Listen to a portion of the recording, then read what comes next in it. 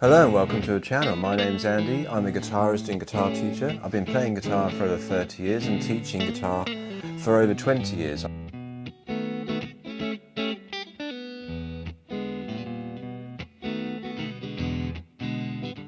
Hi, welcome to the channel. In this lesson I want to talk about a blues in E. So I've talked about blues in A before.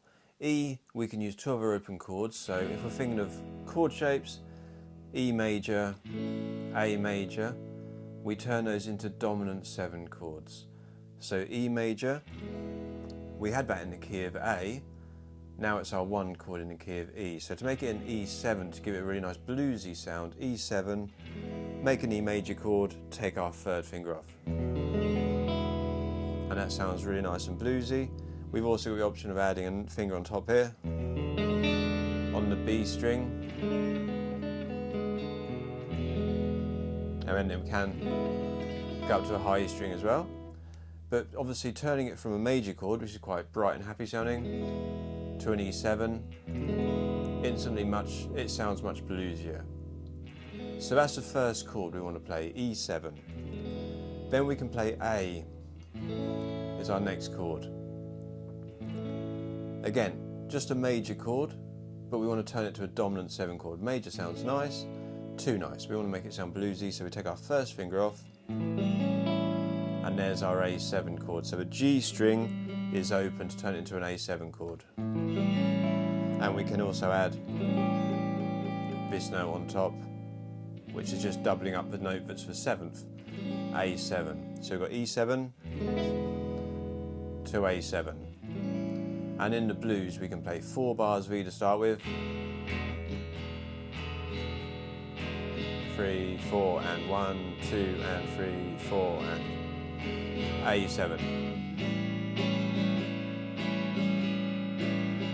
Back to E7.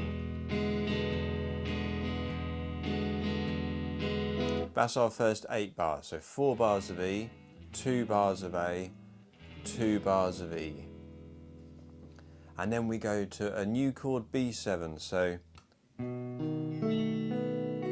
that's the shape we're going to play. Again, it sounds really bluesy. We don't ever have B as an open chord shape per se, because it's a bit of a, we need more of a bar chord shape. But this nice version of B7 is voiced with your 1st finger on the D string at the 1st fret, 2nd finger on the A string at the 2nd fret, 3rd finger G string on the 2nd fret, and then the B string's open, little finger on the high E string 2nd fret.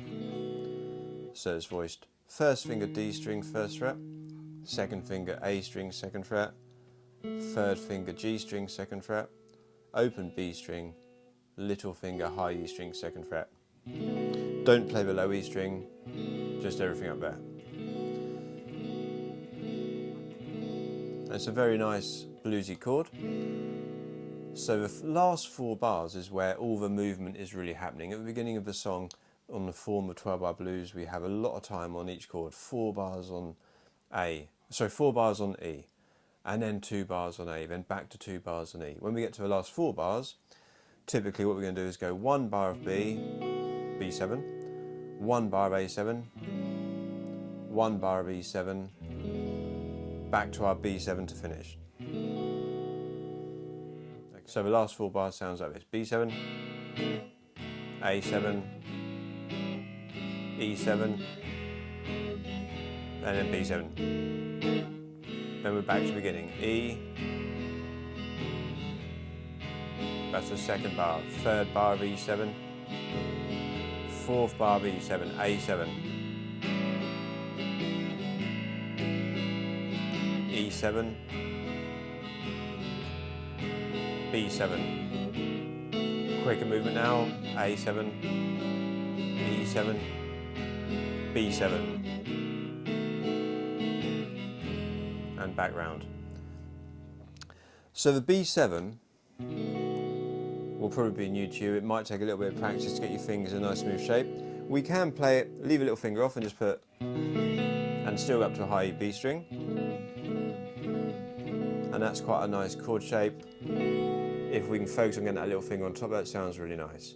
So the E chord, we can play 6 strings, the A chord is 5 strings, and the B string, 5 with our little fingers on top, only 4 if we go up to there. But make sure you get the 4, make sure you know you're comfortable moving around the chords.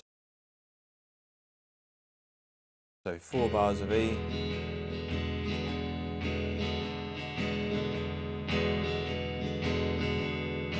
A7,